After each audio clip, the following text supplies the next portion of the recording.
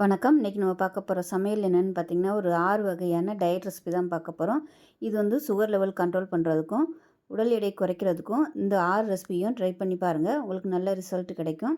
இது எல்லாமே பார்த்திங்கன்னா ரொம்ப ஈஸியாகவும் இருக்கும், சிம்பிளாகவும் இருக்கும். நார்மலாக நீங்கள் சாப்பிட்ற ஃபுட்டோட இதையும் வந்து நீங்கள் ரெகுலராக எடுத்துகிட்டு வந்தீங்கன்னா உங்களுக்கு நல்ல கண்ட்ரோலுக்கு வரும். ஸோ வாங்க இந்த 6 ரெசிபியும் எப்படி செய்யலாங்கிறத பார்க்கலாம். இப்போ ஒரு சின்ன குக்கர் எடுத்துக்கலாம்.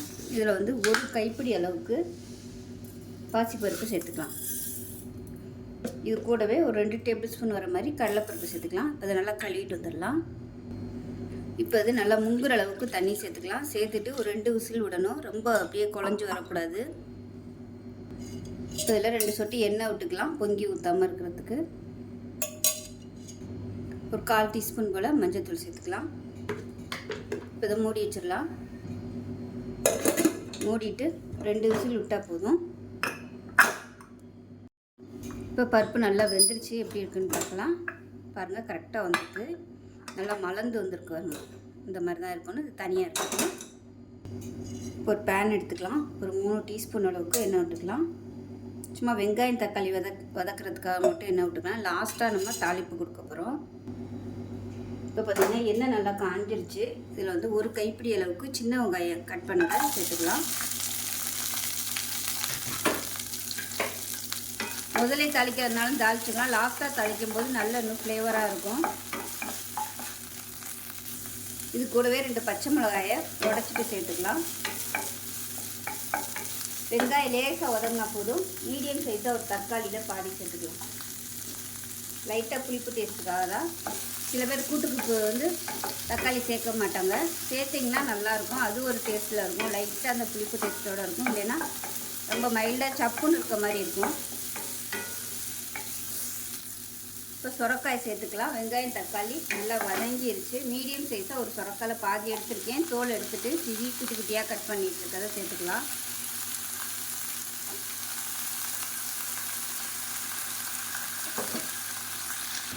இப்போ கூட்டுக்கு தேவையான உப்பு சேர்த்துக்கலாம்.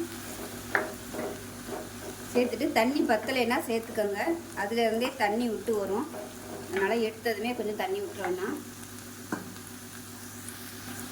இப்போ பார்த்திங்கனாலே தெரியும் இவ்வளோ தண்ணி வந்திருக்கு. இதில் வந்து கொஞ்சமாக மட்டும் நம்ம தண்ணி விட்டுக்கலாம். முங்குற அளவுக்கு மட்டும் தண்ணி இருந்தால் போதும். ஒரு 1/4 டம்ளர் அளவுக்கு தண்ணி சேர்த்துக்கலாம். அவ்வளோதான். சேர்த்துட்டு மூடி வச்சிடலாம். இப்போ பாருங்கள், தண்ணியெல்லாம் நல்லா வத்திருச்சு. காய் நல்லா வெந்துருச்சு. இப்போ நம்ம வேக வச்சு இந்த பருப்பு வந்து இதோட சேர்த்துக்கலாம். இதை வந்து நல்லா கலந்து விட்டுக்கலாம். இப்போ மஞ்சள்தூள் சேர்த்துக்கலாம். மஞ்சள்தூள் கம்மியாக இருக்குது, அதனால் மஞ்சள்தூள் சேர்த்துக்கலாம். ஒரு 1/4 டீஸ்பூன் போல் மஞ்சள்தூள் சேர்த்துக்கலாம். இப்போ வீட்டில் வச்சுருக்க குழம்புத்தூள் வந்து கொஞ்சமாக சேர்த்துக்கலாம். ஒரு 1/4 டீஸ்பூன் போல் சேர்த்துக்கோங்க. இது வந்து சும்மா அது ஃப்ளேவருக்காகவும் டேஸ்ட்டுக்காகவும் தான். இல்லைன்னா நீங்கள் வெறும் சீரகத்தூள் கூட சேர்த்துக்கலாம். ஒரு 2 நிமிஷம் கொதிக்கட்டும். இப்போ கூட்டு வந்து கொதிச்சுட்ருக்கு. இந்த ஸ்டேஜில் ஒரு 3 டேபிள் ஸ்பூன் துருவன தேங்காய், 1/4 டீஸ்பூன் உள்ள சீரகம், ஒரு 4 சின்ன வெங்காயம். சின்னதாக இருக்குது, அதனால் 4 எடுத்துருக்கேன். பெருசாக இருந்துச்சுன்னா 1 போதும். வந்து ஒரே ஒரு பச்சை மிளகாய் சேர்த்துக்கலாம். இப்போ இது நல்லா அரைச்சிட்டு வந்துட்டு பார்க்கலாம். இப்போ அரைச்ச தேங்காய் பேஸ்ட்டை இதோட சேர்த்துக்கலாம். ரொம்ப நைஸாக அரைக்க வேணாம். கொஞ்சம் அப்படியே திரியாக இருந்தால் தான் நல்லாயிருக்கும். இது நல்லா கலந்து விட்டுட்டு மீடியமான ஃப்ளேமில் பச்சை வாசனை போகிற அளவுக்கு கொதிக்க விட்டுக்கலாம். இப்போ தேங்காய் சேர்த்து நல்லா பச்சை வாசனை போக நல்லா கொதிச்சிருச்சு. கரெக்டான அளவில் இருக்குது பாருங்கள். இப்போ வந்து கடுகு, உளுந்து, சீரகம், வரமிளகாய், பெருங்காயம், கருவேப்பிலை போட்டு தாளிச்சதை இதோட சேர்த்துக்கலாம். அவ்வளோதான்.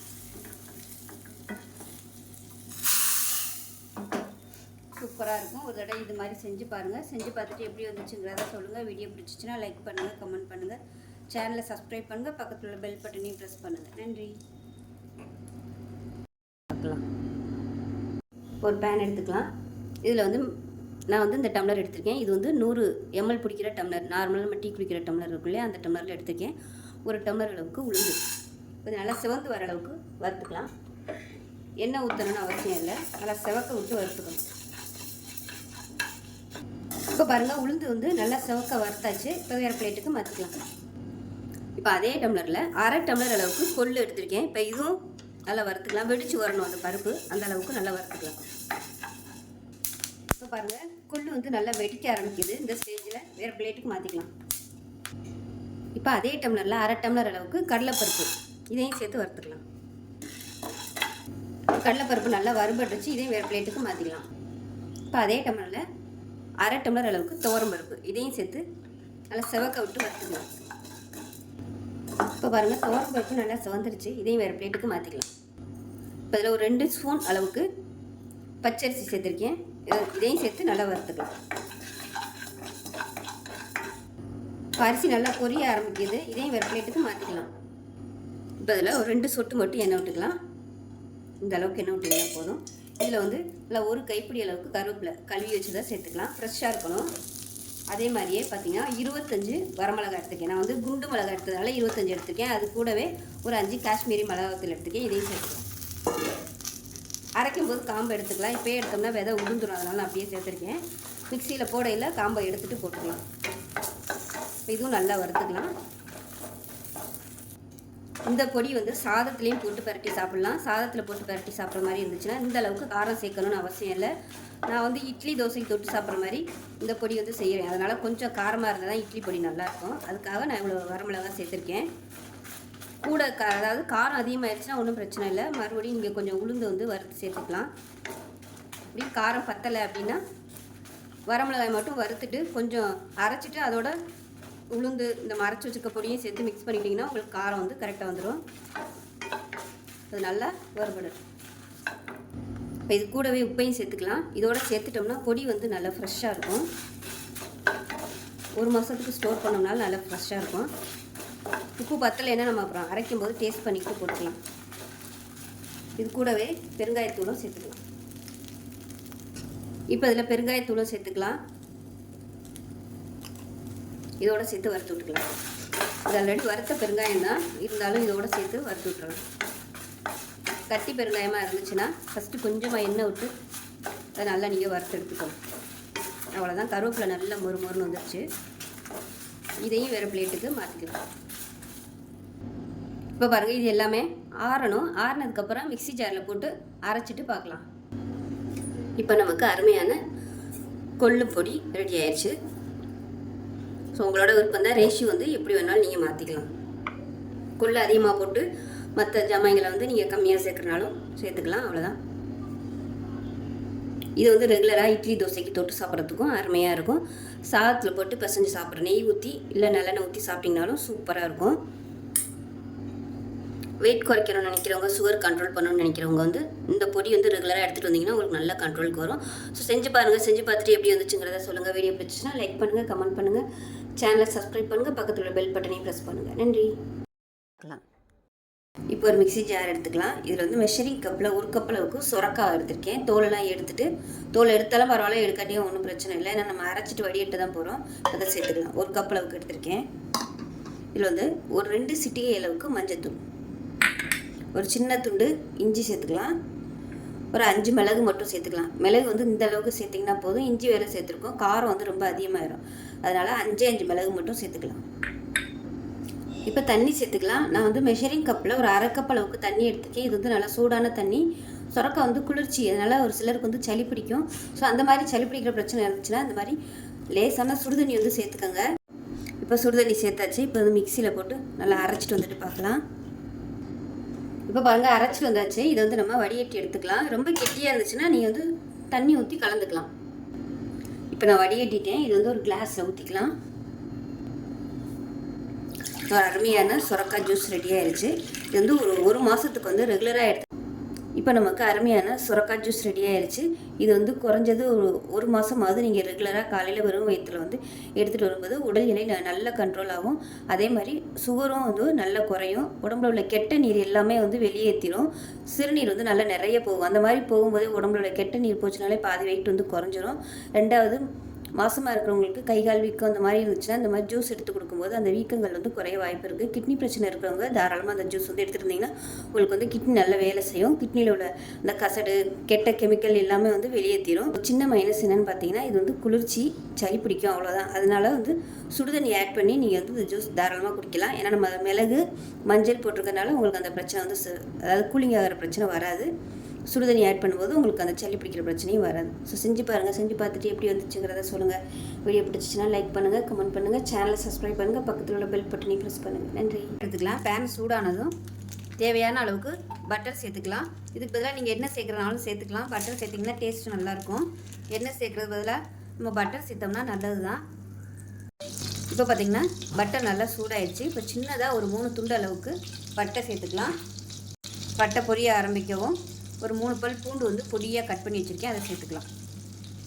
அது கூடவே இஞ்சி வந்து அதுவும் பொடியாக கட் பண்ணி வச்சுருக்கேன், அதையும் சேர்த்துக்கலாம். பூண்டு அதிகமாகவும் இஞ்சி வந்து கம்மியாகவும் எடுத்துக்கோங்க. இது நல்லா வதங்கட்டும். பட்டர் சேர்த்துட்டு ரொம்ப சூடாக விட்டுறாதீங்க. மிதமான சூட்லேயே தான் எல்லாத்தையும் சேர்க்கணும். அதே மாதிரி காய்கறிலாம் ரொம்ப வதக்கணும்னு அவசியம் இல்லை, அரை வேக்காடில் தான் இருக்கணும். இப்போ பாருங்கள், பூண்டோட ஃப்ளேவர் நல்லா வந்துருச்சு. இஞ்சி வந்து கம்மியாகவே எடுத்துக்கோங்க, அப்போ தான் அந்த பூண்டோட ஃப்ளேவர் வந்து நல்லா தெரியும். இப்போ அதில் பொடியாக நறுக்குனா பச்சை மிளகா சேர்த்துக்கலாம். நான் வந்து ஒரு 3 பச்சை மிளகா பொடியாக கட் பண்ணிட்டு சேர்த்துருக்கேன். அது கூடவே ஒரு கைப்பிடி அளவுக்கு பெரிய வெங்காயம் பொடியாக கட் பண்ணதையும் சேர்த்துக்கலாம். இப்போ இதையும் சேர்த்து நல்லா வதக்கி விட்டுக்கலாம் லேசாக. இப்போ வெங்காயம் லேசாக வதங்கிடுச்சு. இப்போ இந்த ஸ்டேஜில் காய்கறி எல்லாம் சேர்த்துக்கலாம். நான் வந்து இன்றைக்கி 3 காய்கறி தான் எடுத்திருக்கேன். அதாவது ஒரு கைப்பிடி அளவுக்கு பீன்ஸ் சேர்த்துக்கலாம். அதே மாதிரி ஒரு கைப்பிடி அளவுக்கு கேரட், ஒரு கைப்பிடி அளவுக்கு மக்காச்சோளம் எடுத்திருக்கேன், அதையும் சேர்த்துக்கலாம். இது வந்து வேக வைக்காதது தான், இதையும் சேர்த்து வதக்கிக்கலாம். இது கூட எக்ஸ்ட்ரா முட்டைக்கோசு, காலிஃப்ளவர் இதெல்லாம் கூட நீங்கள் சேர்த்திங்கன்னா நல்லாயிருக்கும். ப்ரக்கோலி கூட இதில் சேர்த்துக்கலாம். இது எல்லாத்தையும் நல்லா வதக்கிக்கலாம். இப்போ இந்த காய்க்கு தேவையான உப்பு சேர்த்துக்கலாம். காய் வதக்கும் போது கொஞ்சம் ஹை ஃப்ளேமில் வச்சுக்கோங்க. பக்கத்தில் வந்து ஒரு 2 கப் அளவுக்கு தண்ணி சூடு பண்ணி வச்சுக்கோங்க ஊற்றுறதுக்கு. இப்போ காய்கறி எல்லாமே லேசாக வதங்கிடுச்சு. பக்கத்தில் வந்து மெஷரிங் கப்பில் 2 கப் அளவுக்கு தண்ணி சூடு பண்ணி வச்சுருக்கேன். பத்த தண்ணி சேர்த்துக்கலாம். சேர்த்துட்டு கொதிக்க விட்டுக்கலாம். பார்த்திங்கன்னா ராகி மாவும் தண்ணியும் கலந்து வச்சுருக்கேன். மெஷரிங் கப்பில் 1/4 கப் அளவுக்கு ராகி மாவு, 1/2 கப் அளவுக்கு தண்ணி, இது எல்லாமே சேர்த்துருக்கேன். இதை கட்டி இல்லாமல் கரைச்சிக்கலாம். இப்போ பாருங்கள், காய்கறி எல்லாமே ஓரளவுக்கு வெந்துருச்சு. அதனால் ஒரு 1/2 வேக்காடு வெந்துருச்சு. இந்த ஸ்டேஜில் ஒரு 1/4 டீஸ்பூன் போல் மிளகுத்தூள் சேர்த்துக்கலாம். காரத்துக்கு ஏற்ற மாதிரி மிளகுத்தூள் சேர்த்துக்கோங்க. உங்களுக்கு எவ்வளோ பிடிக்குமோ, காரம் அதிகம் வேணும்னா காரமாக கூட நீங்கள் சேர்த்துக்கலாம். இப்போ கரைச்சி வச்சுருக்க அந்த ராகியையும் சேர்த்துக்கலாம். ஊற்றும் போது நல்லா கலந்து விட்டுட்டு ஊற்றிக்கோங்க. அடியில் வந்து அப்படியே செட்டில் ஆயிரும். ஊற்றிக்கிட்டே கலந்து விட்டுடலாம். பக்கத்தில் வந்து தண்ணி வச்சுக்கோங்க, சுடு தண்ணி. ஏன்னா ராகிங்கிறதுனால கெட்டியாகிட்டே வரும். பார்த்திங்களா, கொஞ்சம் இறுகிருச்சு. இப்போ வந்து சுடு தண்ணி வந்து நான் வச்சுருக்கேன், அதனால் சேர்த்துக்கிறேன். இது எப்படியும் ஒரு கப் அளவுக்கு இருக்கும். எக்ஸ்ட்ரா 1 கப் அளவுக்கு ஊற்றிக்கோங்க. கைவிடாமல் கிளறணும். இப்போ பாருங்கள், நல்லா கொதிக்க ஆரம்பிக்குது. இதில் உப்பு சேர்த்துக்கலாம். உப்பு கம்மியாக இருக்குது, அதனால் உப்பு சேர்த்துருக்கேன். பார்த்துக்கிட்டு சேர்த்துக்கோங்க. ஸோ திக்னஸ் வந்து இந்த அளவுக்கு வச்சுக்கோங்க. ஏன்னா ஆறுச்சுன்னா கொஞ்சம் கெட்டியாக வரும். இது வந்து சூடோடு சாப்பிடும்போது தான் நல்லாயிருக்கும். நீங்கள் வேணால் சாப்பிடும்போது கொஞ்சம் மிளகுத்தூள் வந்து சேர்த்துக்கோங்க, சூப்பராக இருக்கும். இப்போ பாருங்கள், நல்லா வெந்துருச்சு. ராகி வந்து வெந்துருச்சுன்னா நல்லா அப்படியே பளபளன்னு வந்துடும். அதே சமயம் நல்லா அப்படியே ஓரம்லாம் வந்து நுரைச்சி ஒரு நுரையாக வரும். இப்போ அந்த ஸ்டேஜில் வந்து நம்ம மாற்றிடலாம். மேலாப்பில் கொத்தமல்லியில் சேர்த்துக்கோங்க. வெங்காயத்தாள் கிடச்சிச்சின்னா நீங்கள் வெங்காயத்தாள் சேர்த்துக்கலாம். நான் வந்து கொத்தமல்லியில் சேர்க்குறேன். அவ்வளோதான். அருமையான ஒரு ஆரோக்கியமான, நல்ல நோய் எதிர்ப்பு சக்தி அதிகமாகவும், கால்சியம் சத்து நல்லா அதிகமாகவும் சூப்பரான சூப் ரெடி ஆயிடுச்சு. சின்ன பசங்களுக்குலாம் இது மாதிரி செஞ்சு கொடுங்க, விரும்பி சாப்பிடுவாங்க. அதில் உள்ள அந்த கார்னு, கேரட்டு, பீன்ஸ்லாம் சாப்பிடும்போது நல்ல டேஸ்ட்டாக இருக்கும். செஞ்சு பாருங்கள். செஞ்சு பார்த்துட்டு எப்படி வந்துச்சுங்கிறதா சொல்லுங்கள். வீடியோ பிடிச்சிச்சின்னா லைக் பண்ணுங்கள், கமெண்ட் பண்ணுங்கள், சேனலை சப்ஸ்கிரைப் பண்ணுங்கள், பக்கத்தில் உள்ள பெல் பட்டனையும் ப்ரெஸ் பண்ணுங்கள். நன்றி. வணக்கம். இன்றைக்கி நம்ம பார்க்க போகிற சமையல் என்னென்னு பார்த்திங்கன்னா, ஒரு அருமையான சிக்கன் சூப் எப்படி செய்யலாங்கிறத பார்க்கலாம்.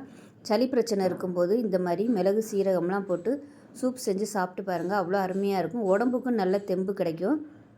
டேஸ்ட்டு சூப்பராக இருக்கும். மட்டன் சூப் மாதிரியே இருக்கும். ஸோ ஒரு தடவை இது மாதிரி செஞ்சு பாருங்கள். ஸோ வாங்க இந்த அருமையான சிக்கன் சூப் எப்படி செய்யலாங்கிறத பார்க்கலாம். ஒரு மிக்ஸி ஜார் எடுத்துக்கலாம். இதில் வந்து 10 சின்ன வெங்காயம் சேர்த்துக்கலாம். இது கூடவே ஒரு 5 பல் பூண்டு, நல்ல பெரிய பல்லாக 5 பல் பூண்டு சேர்த்துக்கலாம். இஞ்சி வந்து ஒரு 4 துண்டு சேர்த்துக்கலாம். பூண்டு வந்து அதிகமாகவும் இஞ்சி கம்மியாகவும் எடுத்துக்கோங்க. 1 டேபிள் ஸ்பூன் வர கொத்தமல்லி அதாவது தனியா விதை சேர்த்துக்கலாம். 1/2 டேபிள் ஸ்பூன் சீரகம் சேர்த்துக்கலாம். 1/4 டேபிள் ஸ்பூன் மிளகு சேர்த்துக்கலாம். இப்போ இது எல்லாத்தையுமே தண்ணி ஊற்றாமல் நல்லா அரைச்சிட்டு வந்துட்டு பார்க்கலாம். இப்போ ஒரு குக்கர் எடுத்துக்கலாம். நல்லா ஒரு 2 டேபிள் ஸ்பூன் வர மாதிரி வெண்ணெய் சேர்த்துக்கலாம். சூடாகட்டும். மீடியமான ஃப்ளேமில் சூடாகட்டும். வெண்ணெய் சேர்த்தா ஃப்ளேவர் வந்து நல்லாயிருக்கும். இப்படி வெண்ணெய் இல்லைன்னா சாதாரண நல்லெண்ணெய் கூட நீங்கள் சேர்த்துக்கலாம். நல்லெண்ணெய் இல்லை ரீஃபைண்ட் ஆயில் கூட சேர்த்துக்கலாம். இப்போ பாருங்கள் வெண்ணெய் வந்து நல்லா சூடாகிடுச்சு. 1 டீஸ்பூன் போல் சோம்பு சேர்த்துக்கலாம். இப்போ இதில் கருவேப்பிலை சேர்த்துக்கலாம். அதே மாதிரி புதினா இலை கொஞ்சமாக சேர்த்துக்கலாம். நல்லா ஃப்ளேவராகவும் இருக்கும். இதை நல்லா வதக்கி விட்டுக்கலாம். இப்போ இதில் 1 கை அளவுக்கு பெரிய வெங்காயம் நீளமாக நறுக்குனதை சேர்த்துக்கலாம். சின்ன வெங்காயத்தை நம்ம அரைச்சிட்டோம். இது சும்மா தாளிக்கிறதுக்கு மட்டும்தான். அதனால் இந்த அளவுக்கு சேர்த்தா போதும். இப்போ இதில் 2 பச்சை மிளகாயை நல்லா உடச்சிட்டு சேர்த்துக்கலாம். இப்போ எல்லாமே லேசாக வதங்கிடுச்சு. ரொம்ப வதக்கணும்னு அவசியம் இல்லை. ஏன்னா நம்ம குக்கரில் வைக்க போகிறோம். அதனால் லேசாக வதக்கினா போதும். இதில் 50 கிராம் அளவுக்கு எலும்பு உள்ள சிக்கன் வந்து எடுத்திருக்கேன். இதை சேர்த்துக்கலாம். நல்லா கழுவிட்டு வச்சுருக்கேன். இதை சேர்த்துக்கலாம். சேர்த்துட்டு நல்லா வதக்கி விட்டுக்கலாம் அந்த சிக்கனை இதை விட இன்னும் சின்ன சின்னதாக கட் பண்ணுறதுனாலும் கட் பண்ணிக்கலாம். நான் வந்து கொஞ்சம் பெருசாக தான் போட்டிருக்கேன். ஏன்னா வெந்து வரும்போதும் சுருங்கிடும். அதனால் கொஞ்சம் பெருசாக நான் போட்டிருக்கேன். உங்களோட விருப்பத்துக்கு தகுந்த மாதிரி சேர்த்துக்கோங்க. எலும்போடு சேர்த்து சூப்பு செய்யுங்க. அப்போ தான் நல்லது, நல்ல சத்து கிடைக்கும். பாருங்கள் நல்லா வதக்கி விட்டாச்சு. இப்போ இதில் மீடியம் சைஸாக ஒரு தக்காளி கட் பண்ணி வச்சுருக்கேன். அதை சேர்த்துக்கலாம்.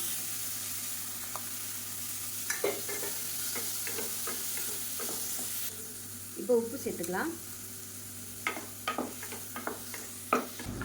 இப்போ தக்காளி ஓரளவுக்கு நல்லா வதங்கிடுச்சு. இப்போ நம்ம அரைச்சி வச்சுருக்க இந்த வெங்காயம் இஞ்சி பூண்டு பேஸ்ட்டை சேர்த்துக்கலாம். இதுதான் அந்த சூப்புக்கு வந்து நல்ல ஒரு டேஸ்ட் கொடுக்கும். இங்கே இதே ரெசிபி நாட்டுக்கோழிலையும் பண்ணலாம். நாட்டுக்கோழியில் பண்ணுறதா இருந்தால் விசில் கூட வச்சு வைக்கணும். இப்போ இதையும் சேர்த்து வதக்கி விட்டுக்கலாம். இப்போ இதில் ஒரு 1/4 டேபிள் ஸ்பூன் அளவுக்கு மட்டும் மிளகாத்தூள் சேர்த்துக்கலாம். இது வந்து டேஸ்ட்டுக்காக தான், அதனால் கம்மியாகவே சேர்த்துக்கோங்க.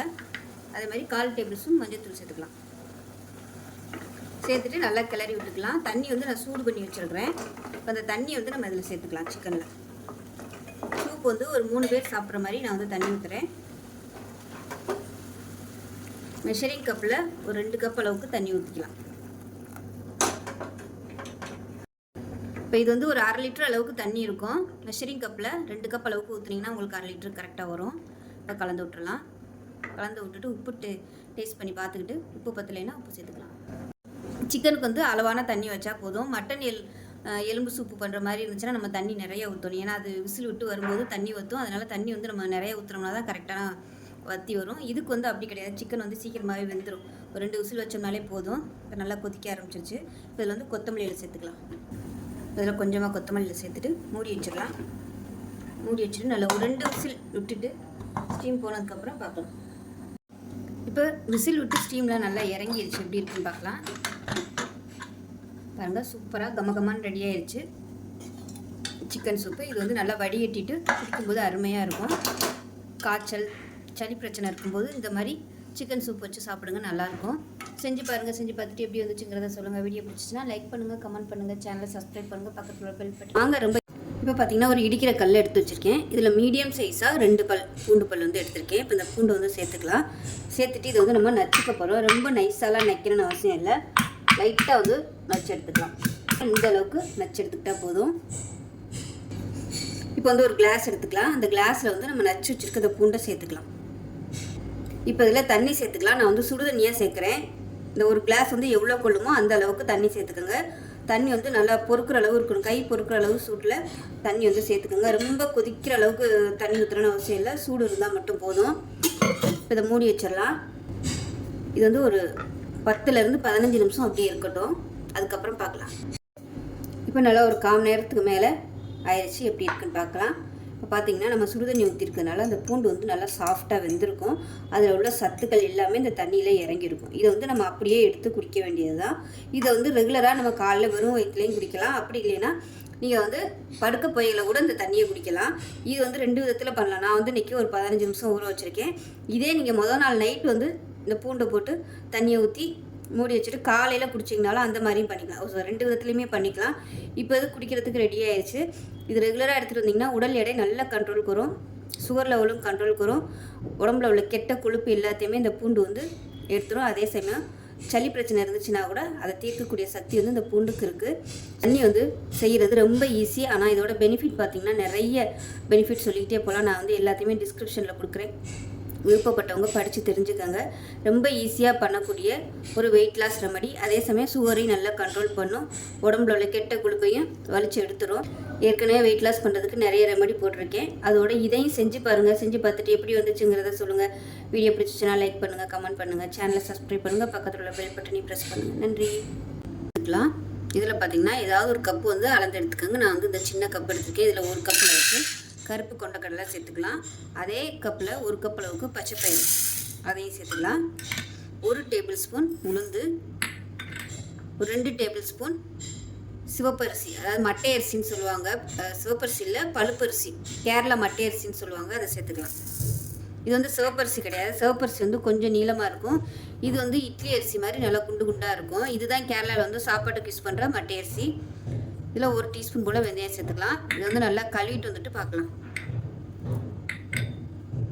இப்போ பாருங்கள், நல்லா கழுவிட்டு வந்துட்டேன். இது வந்து நல்லா ஊற வச்சுக்கலாம். ஒரு நாள் நைட்டு வந்து ஊற வைக்கணும். ஊறினதுக்கப்புறம் பார்க்கலாம். இப்போ பாருங்கள், கொண்டக்கடலை பச்சை பயிறு எல்லாமே நல்லா ஊறிடுச்சு. இப்போ தண்ணியை இருத்துட்டு நம்ம மிக்ஸி ஜாரில் சேர்த்து அரைச்சிட்டு பார்க்கலாம். இந்த தண்ணி வந்து வேஸ்ட் பண்ண வேணாம். அதனால் ஊற்றையில் கொஞ்சம் அளவான தண்ணியாக ஊற்றிடுங்க. அரைக்கும் போது இந்த தண்ணியை ஊற்றி அரைச்சிக்கலாம். உங்களுக்கு நைட்டு ஊற வைக்கிறதுக்கு டைம் இல்லை அப்படின்னு நினச்சிங்கன்னா குறைஞ்சது ஒரு 5 மணி நேரமாவது ஊற விட்டுக்கோங்க. நான் வந்து கொஞ்சம் கொஞ்சமாக போட்டு அரைச்சிக்கிறேன். அரைச்சிட்டு பார்ப்பேன். இப்போ வந்து எல்லாத்தையுமே நல்லா கலந்து விட்டுக்கலாம். ஸோ இந்த அளவுக்கு கெட்டியாக வச்சுக்கோங்க. ஏன்னா புளிச்சு வரையில் ரொம்ப அப்படியே தண்ணியாக போயிடும். தேவைப்படுச்சுன்னா நம்ம தோசை ஊற்றையில் தண்ணி சேர்த்துக்கலாம். இது நல்லா எல்லாத்தையுமே நல்லா கலந்து விட்டுட்டு அப்படியே மூடி வச்சிடலாம். இது வந்து குறைஞ்சது ஒரு 3 மணி நேரம் இல்லை ஒரு 4 மணி நேரம் நல்லா புளிக்கட்டும். புளிச்சதுக்கப்புறம் பார்க்கலாம்.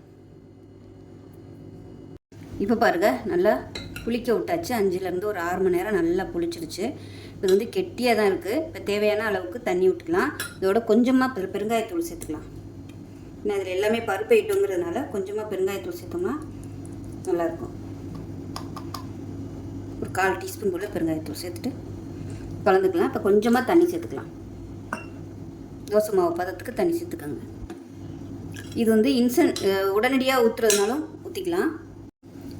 இந்த தோசை வந்து நீங்கள் உடனே ஊற்றுறதுனாலும் ஊற்றலாம். அது ஒரு டேஸ்ட்டில் இருக்கும். புளிக்க விட்டுட்டு ஊற்றினாலும் அது ஒரு டேஸ்ட்டில் இருக்கும்.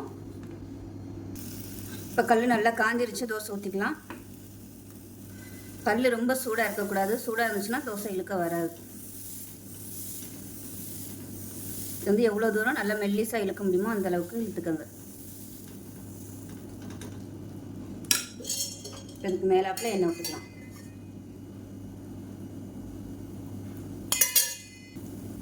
இப்போ அடிப்புறம் நல்லா வெந்துருச்சு. திருப்பி போட்டுக்கலாம். அதை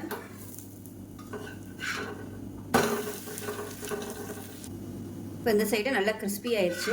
எடுத்துடலாம். பாருங்கள் எந்த அளவுக்கு வந்துருக்கும். சூப்பராக இருக்குது.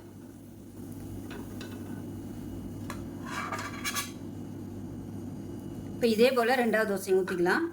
ஒவ்வொரு தோசை ஊற்றும் போதும் கல்லை வந்து தண்ணி தெளித்து சூடை குறைச்சிட்டு ஊற்றிக்கோங்க. இல்லைன்னா திரண்டுக்கிட்டு வராது. இப்போ நமக்கு அருமையான கருப்பு கொண்டக்கடலை பச்சை பயிறு தோசை ரெடி ஆயிடுச்சு. நான் வந்து அதுக்கு தேங்காய் சட்னி வச்சுருக்கேன். இதுக்கு வந்து கார சட்னி, தக்காளி சட்னி எதுனாலும் நீங்கள் வச்சுக்கலாம்.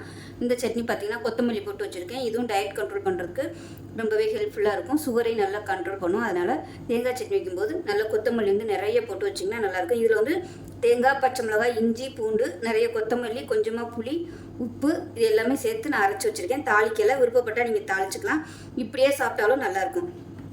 ரெகுலராக இந்த கருப்பு கொண்ட கடலையும் பச்சை பயிரும் வச்சு நம்ம தோசை எடுத்துகிட்டு வரும்போது நிறைய ப்ரோட்டீன் சத்தும் கிடைக்கும். அதே சமயம் நமக்கு வெயிட் லாஸ் ஆகும். சுகர் கண்ட்ரோல் பண்ணணும்னு நினைக்கிறவங்க தாராளமாக அந்த தோசை எடுத்துக்கலாம். சுகர் லெவல் வந்து கூடாது, நார்மல்லே இருக்கும். ஸோ இதே மாதிரியே செஞ்சு பாருங்கள். செஞ்சு பார்த்துட்டு எப்படி வந்துச்சுங்கிறத சொல்லுங்கள். வீடியோ பிடிச்சிச்சுன்னா லைக் பண்ணுங்கள், கமெண்ட் பண்ணுங்கள், சேனலை சப்ஸ்கிரைப் பண்ணுங்கள், பக்கத்தில் உள்ள பெல் பட்டனையும் ப்ரெஸ் பண்ணுங்கள். நன்றி. வணக்கம். இன்றைக்கி நம்ம பார்க்க போகிற சமையல் என்னென்னு பார்த்தீங்கன்னா, ஒரு அருமையான முட்டை சாதம் எப்படி செய்யலாங்கிறத பார்க்கலாம். பசங்களுக்கு இது மாதிரி லஞ்சுக்கு செஞ்சு கொடுங்க, நல்லா விரும்பி சாப்பிடுவாங்க. சோயா சாஸ் இந்த மாதிரிலாம் எதுவுமே தேவையில்லை. சிம்பிளான ஒரு முட்டை ஃப்ரைட் ரைஸ் வாங்க எப்படி செய்யலாங்கிறத பார்க்கலாம். இப்போ ஒரு பேன் எடுத்துக்கலாம். இதில் வந்து கொஞ்சமாக நெய் விட்டுக்கலாம். இது வந்து குழந்தைகளுக்குங்கிறதுனால நெய் வந்து நீங்கள் எவ்வளோ வேணுமோ யூஸ் பண்ணிக்கோங்க. இப்போ எண்ணெய் கொஞ்சமாக சேர்த்துக்கலாம். இப்போ எண்ணெய் நல்லா சூடாகிடுச்சு. ஒரு டீஸ்பூன் போல் கடுகு சேர்த்துக்கலாம். ஒரு டீஸ்பூன் போல் சீரகம் சேர்த்துக்கலாம். கொஞ்சமாக கருவேப்பிலை சேர்த்துக்கலாம். இப்போ கடுகு எல்லாமே பொரிஞ்சிருச்சு. சும்மா ஒரு டீஸ்பூன் வர மாதிரி இஞ்சி பொடியாக நறுக்கிறத சேர்த்துக்கலாம். அதே மாதிரி ஒரு டீஸ்பூன் வர மாதிரி பொடியாக நறுக்குனா பூண்டு. இது கூடவே பச்சை மிளகாய் 2 வந்து பொடியாக கட் பண்ணியிருக்கேன், இதை சேர்த்துக்கோங்க. இது எல்லாமே நல்லா வதக்கி விட்டுக்கலாம். இஞ்சி பூண்டெல்லாம் நல்லா எவ்வளோ தூரம் பொடியாக கட் பண்ண முடியுமோ அந்தளவுக்கு கட் பண்ணிடுங்க. அது எண்ணெயில் வந்து பொரிஞ்சிருச்சுன்னா நல்லா மொறுன்னு வந்துடும். பூண்டு சேர்க்கும்போது நல்ல ஒரு ஃப்ளேவராக இருக்கும். இப்போ பாருங்கள், கொஞ்சம் லைட்டாக கோல்டன் கலரில் வர ஆரம்பிச்சிருச்சு. இந்த ஸ்டேஜில் காய்கறியை சேர்த்துக்கலாம். 1 டேபிள் ஸ்பூன் வர மாதிரி பொடியாக கட் பண்ண கேரட், அதே மாதிரி பொடியாக கட் பண்ண பீன்ஸ், அது வந்து ஒரு 2 டேபிள் ஸ்பூன், ஒரு 3லேருந்து 4 எடுத்துக்கோங்க. பீன்ஸ் கரெக்டாக வரும். நம்ம பசங்களுக்கு கொடுக்குறதுனால இந்த அளவுக்கு போதும். 1 கப்பு சாதம் போடுறதுக்கு கரெக்டாக வரும். இப்போ எண்ணெய் வந்து நிறையா இருக்குதுன்னு நினைக்க வேணாம். மத்தியானம் லஞ்சு கொடுக்கும்போது இந்த அளவுக்கு அது எண்ணெய் இருந்தால் தான் சாதம் வந்து விரைச்சி போகாமல் இருக்கும். சாஃப்டாக உதிரியாக இருக்கும். இல்லைன்னா ரொம்ப ட்ரை ஆகிரும், அடைக்கும், தொண்டையில் அடைக்கிற மாதிரி இருக்கும். இல்லைன்னா நெய் கூட நீங்கள் கலந்து இன்னும் கூட நீங்கள் நிறைய நெய் சேர்த்துக்கலாம். அந்த காய்கறி எண்ணெயில் வந்து நல்லா வறுத்துக்கலாம். அப்போ தான் நல்லாயிருக்கும் டேஸ்ட். இப்போ வந்து கொஞ்சம் வதங்கிட்டு இருக்கையிலே வெங்காயம், பெரிய வெங்காயம் நீளமாக நறுக்குனதை சேர்த்துக்கலாம். மீடியம் சைஸாக ஒரு பெரிய வெங்காயம், இதையும் சேர்த்து வதக்கிக்கலாம். இப்போ இந்த காய்க்கு தேவையான உப்பு சேர்த்துக்கலாம். சாதம் வடிக்கையிலே உப்பு சேர்த்து வடிச்சுக்கோங்க, அப்போ தான் டேஸ்ட்டாக இருக்கும். இப்போ பாருங்கள், எல்லாமே நல்லா வதங்கிடுச்சு. இப்போ பொடியெல்லாம் சேர்த்துக்கலாம். 3/4 டேபிள் ஸ்பூன் தனியாத்தூள், 1/2 டேபிள் ஸ்பூன் மிளகாய்த்தூள், 1/4 table spoon mutton masala, chicken masala எதுனாலும் சேர்த்துக்கோங்க. இது வந்து நல்ல ஒரு ஃப்ளேவர் கொடுக்கும், பசங்களுக்குலாம் பிடிக்குங்கிறதுனால சேர்த்துருக்கேன். இதையும் சேர்த்து வதக்கிக்கலாம் அந்த எண்ணெயில். இது கூடவே 1/4 டேபிள் ஸ்பூன் கரம் மசாலா சேர்த்துக்கலாம். நம்ம வாசனை பொருட்கள்லாம் போடலை, அதனால் பொடியாக சேர்த்துக்கலாம். இப்போ பாருங்கள், நல்லா வதங்கிடுச்சு பொடி. இப்போ மீடியம் சைஸாக ஒரு தக்காளி பொடியாக கட் பண்ணதை சேர்த்து நல்லா குழஞ்சி வர அளவுக்கு வதக்கிக்கலாம். இப்போ கொஞ்சமாக மஞ்சள்தூள் சேர்த்துக்கலாம். இப்போ பாருங்கள், எல்லாமே நல்லா ஒன்று சேர்ந்து வந்துருச்சு. இந்த ஸ்டேஜில் கொஞ்சமாக தண்ணி சேர்த்துக்கலாம். நான் வந்து சூடான தண்ணி தான் சேர்க்குறேன். ஸோ அந்த கிரேவி மாதிரி வர்றதுக்காக. அப்போ தான் அந்த தக்காளி நல்லா மசிஞ்சு வரும். கொஞ்சம் இது கொதிக்கட்டும்.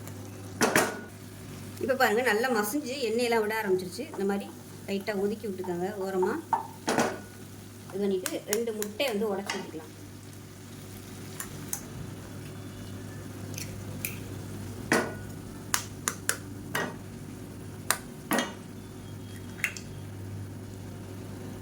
ஊற்றிட்டு நல்லா கிளறி விட்டுக்கலாம். இப்போ வந்து அடுப்பை கொஞ்சம் அதிகப்படுத்திக்கோங்க, முட்டையை சேர்த்துட்டு. அப்போ தான் சீக்கிரமாக வேகும். இப்போ இந்த ஸ்டேஜில் முட்டைக்கு தேவையான உப்பு சேர்த்துக்கலாம். ஏற்கனவே நம்ம உப்பு சேர்த்துருக்கோம். அப்போ இந்த முட்டைக்கு மட்டும் சேர்த்துக்கலாம். சும்மா ஒரு 2 சிட்டியை அளவுக்கு சேர்த்துக்கலாம். இப்போ பாருங்கள், 3/4 பதம் வெந்துருச்சு. இன்னும் ஃபுல்லாக வேகலை, கொஞ்சம் அப்படியே குழன்னு இருக்குது பாருங்கள். இந்த ஸ்டேஜில் நம்ம சாதத்தை சேர்த்துக்கலாம். வேக வச்ச சாதம் 1 கப் அளவுக்கு சேர்க்குறேன். இன்னொரு கப்பு வந்து அதே மாதிரி சேர்த்துக்கிறேன். மொத்தம் 2 கப் அளவுக்கு சேர்த்துருக்கேன். மெஷரிங் கப்பில் 2 கப் அளவு சேர்த்துருக்கேன் சாதம். நான் வந்து சாதாரண அரிசி தான் எடுத்திருக்கேன். நீங்கள் பாஸ்மதி அரிசி கூட வடிச்சிட்டு இது மாதிரி சேர்த்துக்கோங்க, அதுவும் நல்லாயிருக்கும், ஃப்ளேவராகவும் இருக்கும். இதை நல்லா கிளறி விட்டுக்கோங்க. ஹை ஃப்ளேம்லேயே வச்சு கிளறி விட்டுக்கோங்க. இப்போ நமக்கு அருமையான முட்டை சாதம் ரெடி ஆகிடுச்சு. பாருங்கள் எந்த அளவுக்கு சாஃப்டாக இருக்குன்னு. மத்தியானம் சாப்பிடும்போது இன்னுமே சூப்பராக இருக்கும். அந்த ஈரத்தன்மை எல்லாத்தையுமே சாதம் நல்லா உதிரிட்டு நல்லா உதிரியாக வரும். ஸோ அமர்த்திடலாம். உப்பெல்லாம் செக் பண்ணி பார்த்துட்டு பத்தலைன்னா உப்பு சேர்த்துக்கோங்க. லாஸ்ட்டாக கொத்தமல்லியில் சேர்த்துக்கலாம். பசங்களுக்கு லஞ்ச் பாக்ஸ் கொடுக்கையில் அந்த மிளகாலாம், அதாவது பச்சை மிளகாலாம் இருக்கு இல்லையா, அதெல்லாம் எடுத்துகிட்டு கொடுங்க. கிளறி விட்டுக்கலாம். கொத்தமல்லி சேர்த்துட்டு அருமையான முட்டை சாதம் ரெடி ஆயிடுச்சு. காலேஜ் பிள்ளைகள் கூட இது கொடுக்கலாம். பேச்சுலர்ஸாக இருக்கவங்க கூட இது மாதிரி செஞ்சு டக்குன்னு சாப்பிட்லாம். சூப்பராக இருக்கும். மட்டன் மசாலா பதில் சிக்கன் மசாலா சேர்த்திங்கனாலும் நல்லாயிருக்கும். ஸோ செஞ்சு பாருங்கள். செஞ்சு பார்த்துட்டு எப்படி வந்துச்சுங்கிறத சொல்லுங்கள். வீடியோ பிடிச்சிச்சுன்னா லைக் பண்ணுங்கள், கமெண்ட் பண்ணுங்கள், சேனலை சப்ஸ்கிரைப் பண்ணுங்கள், பக்கத்தில் உள்ள பெல் பட்டனையும் ப்ரெஸ் பண்ணுங்கள். நன்றி. அதான் பார்க்கலாம். ஒரு பேன் எடுத்துக்கலாம். பேனில் வந்து தேவையான அளவுக்கு எண்ணெய் விட்டுக்கலாம். நான் வந்து ஒரு 4 ஸ்பூன் அளவுக்கு எண்ணெய் விட்டுருக்கேன். இதில் வந்து மிளகாத்தூள் 1 டீஸ்பூன் போல் சேர்த்துக்கலாம். அது கூடவே 1/4 டீஸ்பூன் மஞ்சள்தூள் சேர்த்துக்கலாம். இது கூடவே கொஞ்சமாக உப்பு சேர்த்துக்கலாம். சேர்த்துட்டு ஒரு 5 முட்டை வேக விட்டு மஞ்சள் கருவை மட்டும் எடுத்துகிட்டு நீளமாக கட் பண்ணி வச்சுருக்கேன். இதை சேர்த்துக்கலாம். இதை வந்து நல்லா நம்ம பொரிச்சு எடுக்க போகிறோம். இப்போ முட்டை வந்து நல்லா கிறிஸ்பி ஆயிடுச்சு. இது வந்து அப்படியே எடுத்துடலாம். இப்போ அதே எண்ணெயில் கொஞ்சமாக சீரகம் சேர்த்துக்கலாம். சீரகம் பொரிய ஆரம்பிக்கவும் பொடியாக நறுக்கின வெங்காயம், மீடியம் சைஸாக ஒரு பெரிய வெங்காயம் கட் பண்ணி வச்சுருக்கேன். அதை சேர்த்து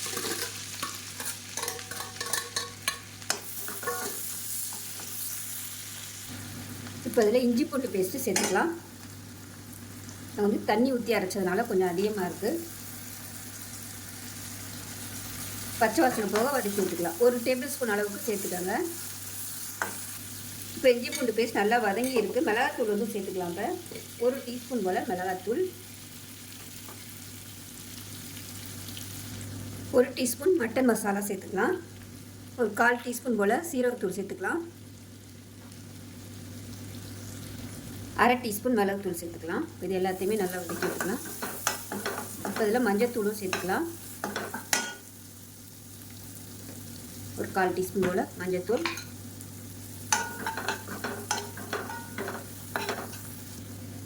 மீடியம் சைஸாக ஒரு தக்காளி அடித்து வச்சுருக்கேன். மிக்சியில் போட்டு கொஞ்சமாக சேர்த்துக்கோங்க. ஒரு தக்காளி போதும். இப்போ இதையும் சேர்த்து நல்லா வதக்கி விட்டுக்கலாம். இப்போ மிக்சி அலசிட்டு அந்த தண்ணி வந்து கொஞ்சமாக சேர்த்துக்கலாம். ஒரு 1/4 டம்ளர் அளவுக்கு சேர்த்துருக்கேன். இது வந்து கொதிச்சு அந்த தண்ணி வந்து கொஞ்சம் நல்லா வத்தட்டும். இப்போ இதில் உப்பு சேர்த்துக்கலாம். 1/2 டீஸ்பூன் கரம் மசாலா சேர்த்துக்கலாம். இப்போ பாருங்கள், ஓரளவுக்கு நல்லா அப்படியே தொக்கு மாதிரி வந்துருச்சு. இப்போ அந்த ஸ்டேஜில் நம்ம வறுத்து வச்சுருக்கேன். இப்போ நல்லா தொக்கு மாதிரி வந்துருச்சு. இப்போ நம்ம வறுத்து வச்சுருக்க அந்த முட்டையை சேர்த்துக்கலாம். சேர்த்து இதையும் ஒரு 2 நிமிஷம் வதக்கி வச்சுக்கலாம். காரம் வந்து உங்களுக்கு அதிகமாக பிடிக்கும்னா இன்னும் கூட நீங்கள் எக்ஸ்ட்ரா காரம் சேர்த்துக்கலாம். நான் வந்து காரம் கம்மியாக தான் கொடுத்துருக்கேன். இப்போ கொஞ்சம் அந்த மசாலாலாம் நல்லா ஊறட்டும் முட்டை. இப்போ பாருங்கள், நல்லா வதக்கியாச்சு. இப்போ நம்ம மஞ்சக்கரு வந்து தனியாக எடுத்து வச்சுருந்தோம். அந்த மஞ்சக்கரு வந்து இதோட சேர்த்துக்கலாம். கடைசியாக இறக்க பொயில சேர்த்துக்கோங்க. சேர்த்துட்டு அமர்த்திடலாம். அமர்த்திட்டு லேசாக ஒரு பரட்டு விட்டுருங்க. ஏன்னா முதலே போட்டு கிண்டுனோன்னா மஞ்சக்கரு வந்து உடஞ்சி போகும். லேசாக ஒரு பரட்டி அவ்வளோதான். அருமையான ஒரு முட்டை மசாலா ரெடி ஆயிடுச்சு. இது வந்து சப்பாத்திக்கெலாம் தொட்டு சாப்பிட்ற சூப்பராக இருக்கும். தோசைக்கெலாம் கூட தொட்டு சாப்பிட்லாம். சைடிஷாகவும் வச்சுக்கலாம். ரசம் சாதம், சாம்பார் சாதத்துக்கெலாம் அருமையாக இருக்கும். செஞ்சு பாருங்கள். செஞ்சு பார்த்துட்டு எப்படி வந்துச்சுங்கிறத சொல்லுங்கள். வீடியோ பிடிச்சுன்னா லைக் பண்ணுங்கள், கமெண்ட் பண்ணுங்கள், சேனலை சப்ஸ்கிரைப் பண்ணுங்கள், பக்கத்தில் உள்ள பெல் பட்டனை ப்ரெஸ் பண்ணுங்கள். நன்றி.